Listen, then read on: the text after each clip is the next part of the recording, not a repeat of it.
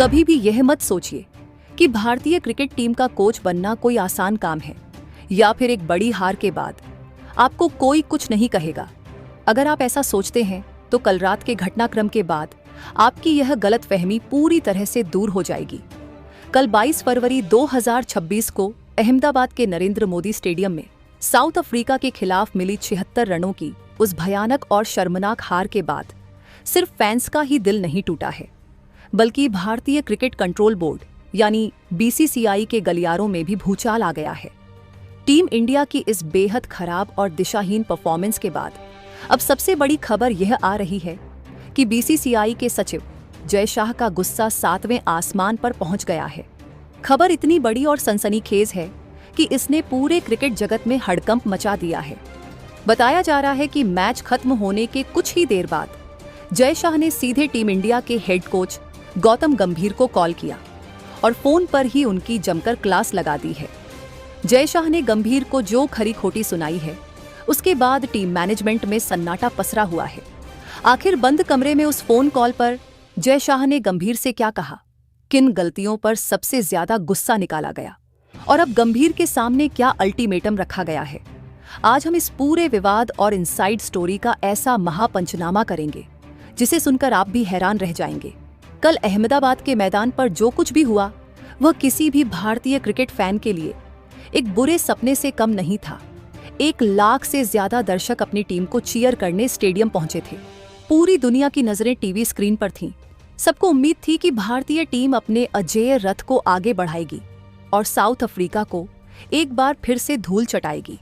लेकिन हुआ इसका बिल्कुल उल्टा। साउथ अफ्रीका ने पहले बल्लेबाजी करते हुए 187 रनों का विशाल स्कोर खड़ा कर दिया और फिर हमारी मजबूत मानी जाने वाली बैटिंग लाइनअप को मात्र 111 रनों पर ढेर कर दिया। 76 रनों की हार टीवी क्रिकेट में एक बहुत बड़ी हार मानी जाती है। यह कोई साधारण हार नहीं थी, ये एक तरह का आत्मसमर्पण सरेंडर था और यही बात बीसीसीआई के बॉस जय शाह को बिल्कुल भी बर्दाश्त नहीं हुई। क्रिकेट के अंदरूनी सूत्रों और मीडिया रिपोर्ट्स के हवाले से जो खबर छनकर बाहर आ रही है वह यह है कि जय शाह इस हार के तरीके से बहुत ज्यादा नाराज हैं। मैच के तुरंत बाद जब पूरी टीम ड्रेसिंग रूम में अपने इस शर्मनाक प्रदर्शन पर सिर झुकाए बैठी थी, तभी गौतम गंभीर के पास जय शाह का फोन आया। ये कोई सामान्य बातचीत नहीं थी, ये एक बॉस द्वारा अपने कर्मचारी से जवाब मांगने वाला कॉल था। जय शाह ने गंभीर से सीधे और बेहद कड़े शब्दों में सवाल किए कि आखिर मैदान पर यह चल क्या रहा था। जय शाह का सबसे पहला और सबसे बड़ा सवाल टीम के एटीट्यूड यानी रवैये को लेकर था। गौतम गंभीर जब से टीम इंडिया के हेड कोच बने हैं, वह हमेशा एग्रेसिव क्रिकेट यानी आक्रामक खेल की बात करते रहे हैं। उनका मंत्र ही यही रहा है कि हम निडर होकर खेलेंगे। लेकिन जय शाह ने गंभीर से पूछा कि कल के मैच में वह निडरता कहाँ थी। जब भारतीय टीम 188 रनों का पीछा करने उतरी तो हमारे बल्लेबाज डरे हुए क्यों लग रहे थे। 5 ओवर में 29 रन पर 3 विकेट गिर जाना कोई आक्रामक क्रिकेट नहीं है। जय शाह ने साफ शब्दों में गंभीर से कहा कि बातें बड़ी बड़ी करना अलग बात है, लेकिन मैदान पर उन्हें साबित करना जरूरी है। अगर टीम दबाव में इस तरह ताश के पत्तों की तरह बिखर जाएगी तो फिर आपके फियरलेस क्रिकेट के नारे का क्या फायदा। इसके बाद जय शाह का गुस्सा टीम सिलेक्शन और रणनीति यानी टैक्टिक्स पर फूटा।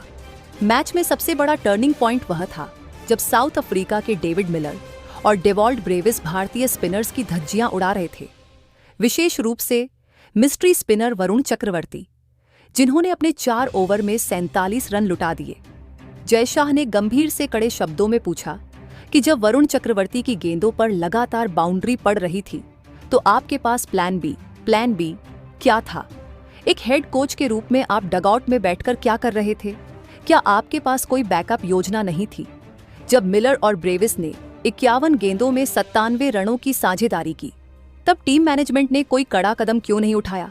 जय शाह ने साफ किया कि इस स्तर पर T20 वर्ल्ड कप के सुपर 8 जैसे अहम चरण में आप बिना प्लान बी के मैदान पर नहीं उतर सकते।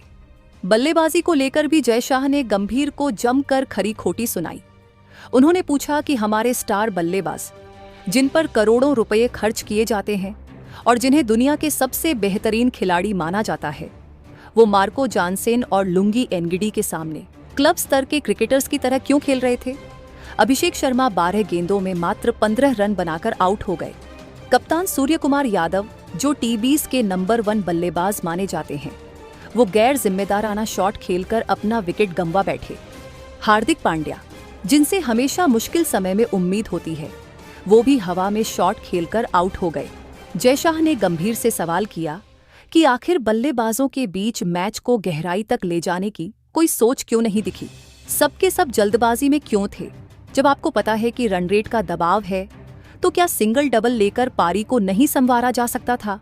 इस फोन कॉल की सबसे बड़ी और गंभीर बात यह थी कि जय शाह ने गौतम गंभीर को याद दिलाया कि 140 करोड़ भारतीय फैंस की उम्मीदें इस टीम से जुड़ी हुई हैं। बीसीसीआई दुनिया का सबसे अमीर और ताकतवर क्रिकेट बोर्ड है। खिलाड़ियों को हर तरह की वर्ल्ड क्लास सुविधा दी जाती है।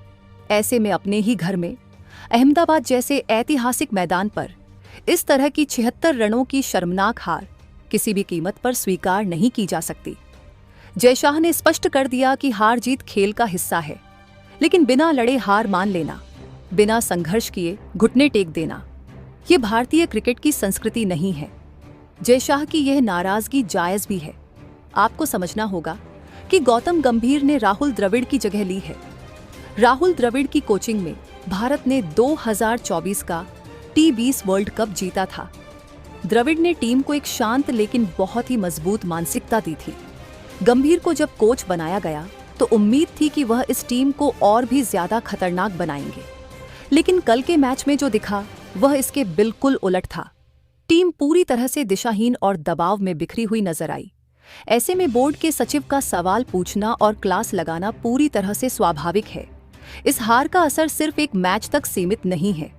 जय शाह की चिंता का सबसे बड़ा कारण है भारत का नेट रन रेट। कल की 76 रनों की बड़ी हार के कारण भारत का नेट रन रेट अचानक से गिरकर -3.800 हो गया है। सुपर 8 के इस छोटे से चरण में जहां हर टीम मजबूत है, वहां इतना खराब नेट रन रेट आपके लिए वर्ल्ड कप से बाहर होने का रास्ता खोल सकता है। जय शाह ने गंभीर को इसी आंकड़े की याद दिलाई।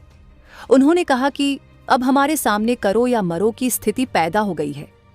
ये सिर्फ एक हार नहीं है, बल्कि इसने हमारे सेमीफाइनल में पहुंचने के पूरे समीकरण को खतरे में डाल दिया है।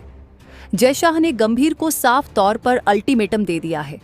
उन्होंने कहा है कि जो हो गया सो हो गया, लेकिन अब आगे कोई गलती बर्दाश्त नहीं की जाएगी। भारत को अपना अगला मैच 26 फरवरी को चेन्नई के एमए चिदम्बरम स्टेडियम में जिम्बाब्वे के खिलाफ खेलना है।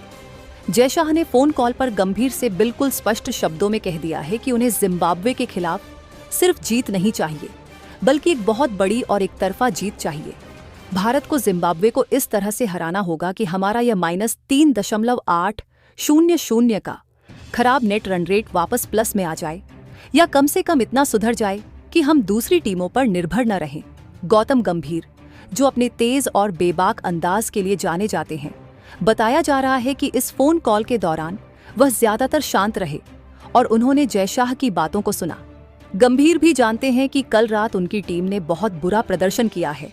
एक कोच के तौर पर यह उनके लिए भी एक बहुत बड़ा झटका है। गंभीर ने हमेशा खिलाड़ियों का बचाव किया है, लेकिन इस बार बचाव करने के लिए कुछ बचा ही नहीं था। गेंदबाजी, बल्लेबाजी, फील्डिंग और रणनीति, हर मोर्चे पर टीम इंडिया साउथ अफ्रीका से बहुत पीछे साबित हुई। अब सारा दबाव गौतम गंभीर और कप्तान सूर्य कुमार यादव के कंधों पर आ गया है। ड्रेसिंग रूम का माहौल इस समय बहुत ही भारी और तनावपूर्ण बताया जा रहा है। गंभीर को अब अगले 72 घंटों में अपनी टीम को इस मानसिक सदमे से बाहर निकालना होगा। उन्हें उन खिलाड़ियों का आत्मविश्वास वापस लाना होगा जो कल 111 रनों पर ढेर हो गए थे। उन्हें अपनी रणनीतियों में बदलाव करना होगा। अगर वरुण चक्रवर्ती फ्लॉप हो रहे हैं, तो क्या टीम में किसी और स्पिनर को मौका दिया जाएगा? अगर टॉप ऑर्डर रन नहीं बना रहा है, तो क्या बैटिंग ऑर्डर में कोई फेरबदल होगा? यह सब सवाल अब गंभीर के सामने मुंह बाएं खड़े हैं। चेन्नई का एमए चिदम्बरम स्टेडियम स्पिनरों के लिए मददगार माना जाता है। ऐसे में जिम्बाब्वे के खिलाफ मैच और भी चुनौतीपूर्ण हो सकता है। जिम्बाब्वे की टीम भले ही कागजों पर कमजोर हो, लेकिन टी20 क्रिकेट में कोई भी टीम किसी भी दिन उलटफेर कर सकती है। अगर भारत ने वहां कोई भी गलती की और मैच फंसा, तो जय शाह का यह गुस्सा किसी बड़े एक्शन में बदल सकता है। बीसीसीआई ने हमेशा परिणामों की मांग की है। अगर आप परिणाम नहीं देंगे तो चाहे आप कितने भी बड़े दिग्गज क्यों न हों, आपसे सवाल पूछे जाएंगे। इस पूरी घटना ने एक बात तो साफ कर दी है कि टीम इंडिया में अब कोई भी अपनी जगह को सुरक्षित मानकर नहीं बैठ सकता। जय शाह का यह कड़ा रुख ये संदेश देता है कि परफॉर्मेंस के अलावा कुछ भी मायने नहीं रखता। 140 करोड़ लोगों के जज्बात इस खेल से जुड़े हुए हैं। आप 1 लाख लोगों के सामने अपने घर में इस तरह से सरेंडर नहीं कर सकते। डेविड मिलर और डेवॉल्ट ब्रेविस ने कल जो क्लास लगाई, उसने भारतीय टीम की सारी कमजोरियों को दुनिया के सामने नंगा कर दिया है। अब देखना यह है कि गौतम गंभीर इस भारी दबाव और जय शाह की इस कड़ी फटकार के बाद किस तरह की प्रतिक्रिया देते हैं। क्या वह टीम इंडिया में वह जोश और वह फेयरलेस एटीट्यूड वापस ला पाएंगे जिसकी वह हमेशा वकालत करते रहे हैं? क्या भारतीय बल्लेबाज चेन्नई में जिम्बाब्वे के खिलाफ रनों की बारिश करके अपने नेट रन रेट को सुधार पाएंगे? और सबसे बड़ा सवाल, क्या भारतीय गेंदबाज, विशेष रूप से स्पिनर्स, अपनी लय वापस हासिल कर पाएंगे? कल की रात भारतीय क्रिकेट के लिए एक काली रात थी, लेकिन असली चैंपियन वह होता है जो गिरने के बाद फिर से खड़ा होता है। टीम इंडिया के पास वापसी करने का मौका है, लेकिन समय बहुत कम है और चुनौती बहुत बड़ी है। जय शाह ने अपना काम कर दिया है, उन्होंने आईना दिखा दिया है। अब यह गौतम गंभीर और उनके लड़कों पर निर्भर करता है कि वह इस चुनौती का सामना कैसे करते हैं। 26 फरवरी का दिन भारतीय क्रिकेट के भविष्य के लिए बहुत अहम होने वाला है। आप लोगों को क्या लगता है, क्या जय शाह का इस तरह से मैच के तुरंत बाद कोच को फटकार लगाना सही कदम है, या फिर टीम को इस मुश्किल समय में सपोर्ट की जरूरत है? अपनी राय नीचे कमेंट करके जरूर बताइए और क्रिकेट की ऐसी ही धमाकेदार और अंदर की खबरों के लिए हमारे चैनल को सब्सक्राइब करना न भूलें।